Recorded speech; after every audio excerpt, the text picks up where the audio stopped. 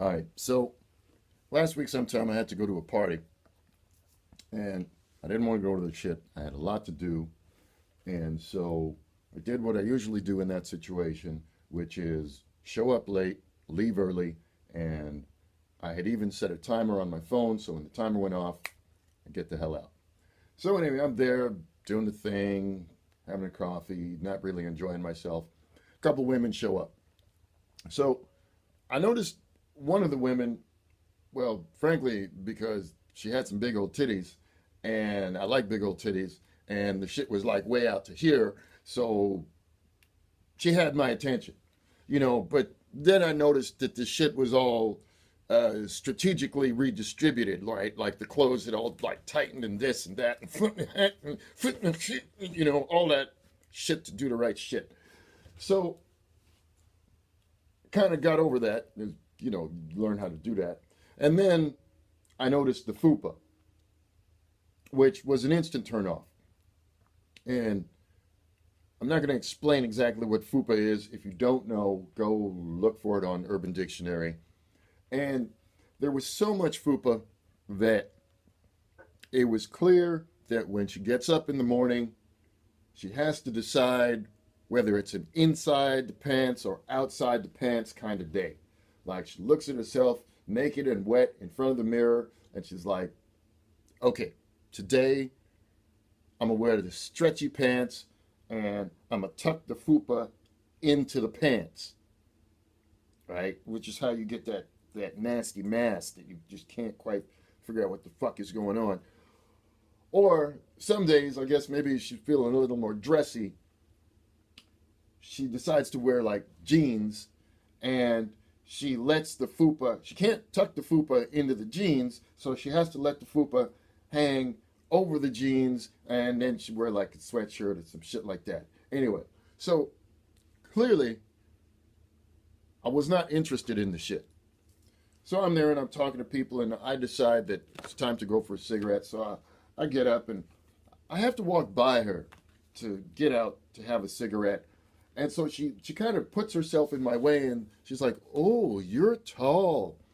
And I kind of looked at her and I said, don't tell anybody.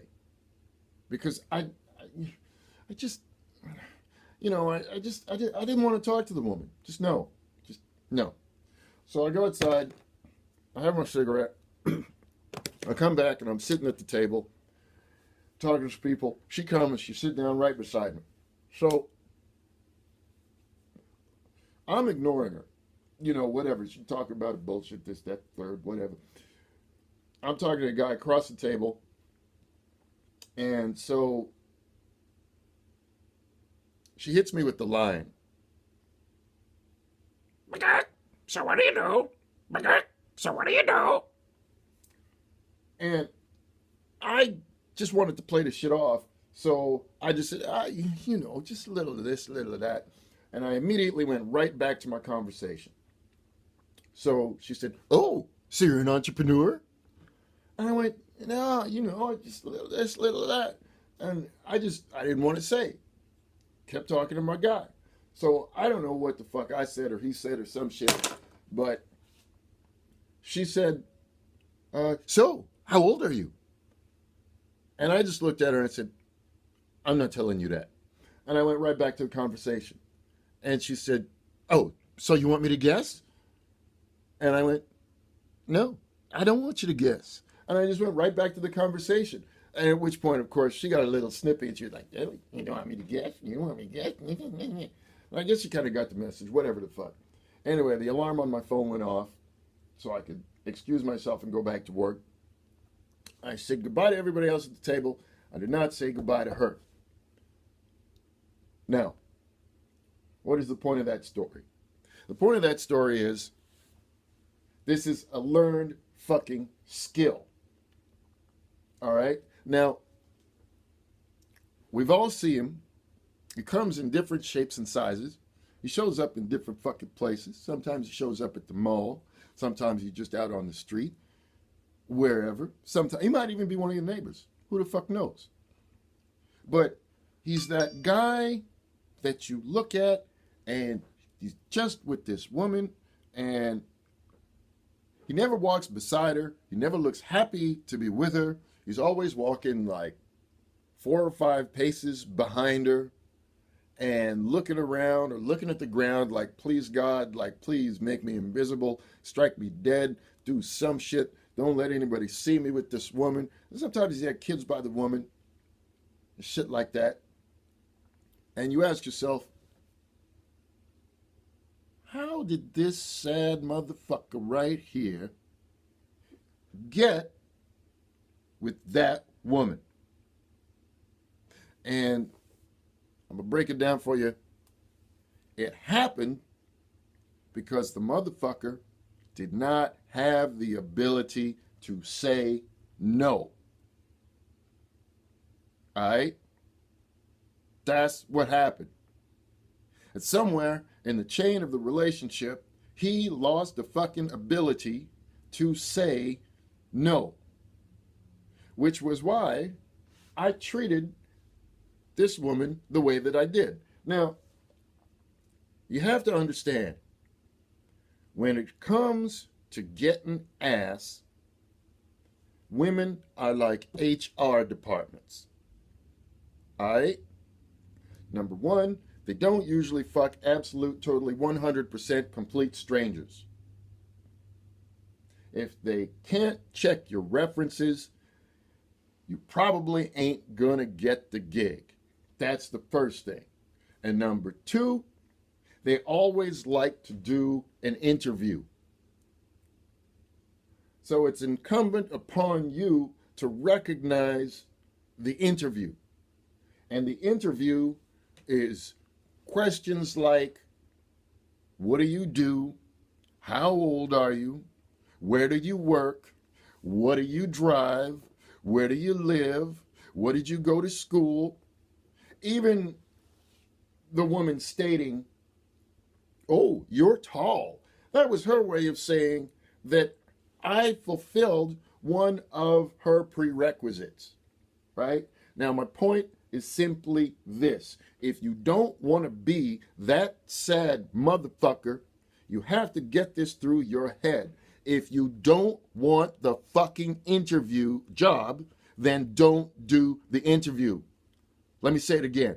If you don't want the job, don't do the interview. And this is where a lot of motherfuckers fuck right up.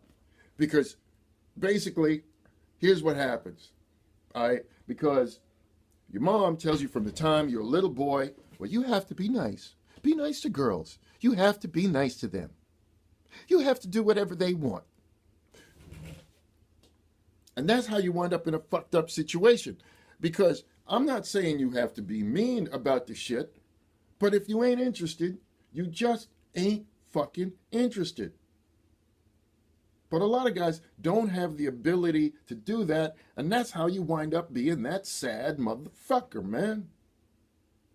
So if you don't want the job, don't do the interview. Just be evasive as fuck. Seriously. So, what do? I can't fuck, my Alzheimer's acting up. I can't remember, So, how old are you? Well, I'm too young for you. I'm too old for you. Oh, I'm old enough to be my cousin. Play the shit off, So, what do you drive? Oh, I drive a company car. I drive whatever the hell they give me to drive, blah, blah, blah. Even if it's your own car, play the shit off. All right? That's the first bit. Now, the second thing is some shit I had to deal with about a month ago. So, it actually started about 2 months ago. My cigarette went out. I'm sorry, I gotta light another cigarette. Started about 2 months ago. I'm just working. Facebook go off. And I get a message from this woman that I've known for about, I don't know, long time. Long fucking time. Now, keep in mind, when I first met her, I admitted, shit, yes, I wanted to smash. But, shit happened. I didn't quite know how to close the deal. And by the time I figured out how to close the deal, I realized I didn't really want it like that, no how. Anyway, she sent me a message on Facebook. Hey, I'm coming to town, blah, blah, blah, on this date for a concert. Are you going to be around? I get back to her. I'm like, yeah, I'm probably going to be around, yeah, maybe, right? Remember the rule. Be fucking vague. Didn't say yes, didn't say no. I'm fucking vague. All right? Now, the next thing I did, and this is important, computers are great tools. They're great at remembering shit. So rather than trying to remember the shit myself, I put it in my fucking calendar. Tina is coming to town from this date to this date. She's not staying with me. And I even set up an alert like 3 days before because I didn't want to fuck around and get caught out. Right? So I knew she was coming on the Thursday. I knew the concert was on the Friday. I knew she was leaving on Monday. So she kind of surprised me. She called me Friday afternoon. She said, oh, hey, it's me. She left a message. I just, really hoping I can get together and take you out for a beer or something. Listen, I'm a grown-ass man. I can buy my own beer. But anyway, I let the shit hang. I didn't call her back. So, doesn't matter. She called me back Friday afternoon. She called me from a number I didn't recognize. Otherwise, I would have let the shit go straight to voicemail. Anyway, I picked it up and she's like, oh, yeah, hey, it's nice, here and blah, blah, blah, blah, blah, blah. So when are we going for beer? I'd already thought about it in my head. So I was like, I got some time for you, Sunday, 1 o'clock. And she's like, oh, so you're working all weekend? And that was true. I was working all weekend. But more importantly, I wasn't going to take the time to see her fucking ass because I didn't really want to see her like that anyway. So why did I say Sunday, 1 o'clock? Even though she wasn't leaving until Monday. I said Sunday, 1 o'clock because that would be about the right time for me to jump in, have the beer or two, and then fuck off. I got to get back to work. You on your own. I didn't want to do it on Friday night after the show. I didn't want to do it on Saturday night because under both of those scenarios, what's probably going to happen? She's going to get drunk. She's going to want to stay at my place. I don't want her to stay at my place because, number one, I ain't fucking her. I'm not interested in fucking her. I'm not going to be interested in fucking her. Number two, she's married. So even if she's hoping that I'm going to fuck her, it's a lose-lose situation for me, right? She's married. So if she stays at my place, her husband's going to be pissed off. If he's pissed off, he's going to try to get at me. He's not going to try to get at her because he's still trying to fuck her, right? If I slip up and I decide to fuck her, and I do a good job of fucking her, well, guess what? Now I run the risk of becoming her emotional tampon when she goes back home, and now she's starting to talk to my funky ass, which I don't want. If I do a really, really good job of fucking her, then I run the risk of her seeing me as a potential monkey branch. So now she's going to be talking to me all the fucking time, and I run the risk of her just showing up one day. I'm so happy I left my husband. It was so nice that weekend we spent together. Where do I put my bags? Anyway, Sunday rolled around, and I don't hear from her. 1 o'clock comes and goes. So I keep working. At some point, she must have called because I checked my cell phone, and there was a message. Now, what do you think the message is? I actually have the message. I would love to play you guys the message, but due to copyright considerations, I'm not willing to risk a copyright strike on YouTube, and I'm certainly not willing to risk some crazy woman losing her fucking mind because I played her message on YouTube and all the rest of it. But basically, the message was, oh my God, you have to help me. The place where I'm staying, it's so bad and he's crazy and it's awful. Oh, you have to rescue me. And that was exactly what she said. You have to rescue me. So now she's trying to turn me into Captain Save-A-Hole. And as we know, I ain't the captain. I don't have a fucking cape. So what do you do in that situation? Delay. That kind of situation, you get a message, you get a text, anything like that, you put that shit on a 2 to 3 hour delay. All right? So I called her back after 2 or 3 hours. She'd already hit the road. She was already on her way back home. And the message that she left me on Facebook basically said, oh, I'm so sorry we couldn't get together. Maybe we'll do it the next time. The most important part of that bullshit is actually what she said, okay? Because it's important that she feels like it's her idea. It's her fault that we couldn't get together. She doesn't need to know that I didn't want to fuck with her like that. Now, the point is, now you might be saying, well, why didn't you just tell her, look, I don't want to see this, that, and the third, blah, blah. Now, if you work in an office, you worked in a mixed office, lots of men, lots of women, this and that, you know, sometimes you just can't just come out and tell a woman what you think because you have to deal with the politics of the situation and she gets all fucked up and pissed off and shit like that and blah, blah. So it was basically one of those things, all right? Which brings me to point 2. All right? If you're having to deal with a woman that you don't particularly want to deal with and you just don't want to tell her no, you can't say no because telling somebody no is hard.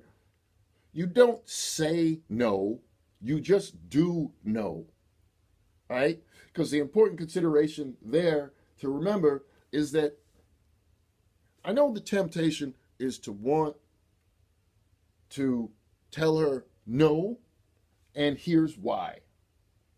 And kind of explain and have her go, oh yes, I understand. She ain't fucking interested in that. All right? Most women ain't interested in that. They want what they want, period, and fuck you, and fuck what you think. They want what they want. So the only point of the argument for them is just frankly to wear your funky ass down so you're just finally like, okay, fine, fuck it. I give, I'm going to do what the fuck you want. All right? So remember, there's 2 points. You're going your own way, you're doing your own thing. Sometimes you're going to run up against this shit. All right? The one I just said. You don't say no, you do no. And the first part, remember, women are like HR departments. Number 1, they want to check your fucking references. Which also means, no, if you ain't interested in a woman, no, she can't have your Facebook, she can't have your Twitter, she can't have any of that bullshit. Because all of those things are means through which she can check your references, see if you know somebody that she knows, so she can ask them and blah, blah.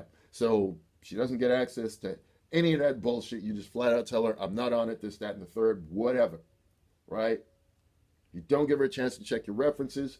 And if you don't want the job, don't do the fucking interview. All right, that's all I got. Next week, I think I'm going to do some reader-listener mail. I'm sorry it's been so long. I'm actually following in the footsteps of Vention, and I've paid off a ton of debt, and I will soon be completely motherfucking debt-free. So, Vention, if you see this, man, thank you for being such a goddamn inspiration. All right.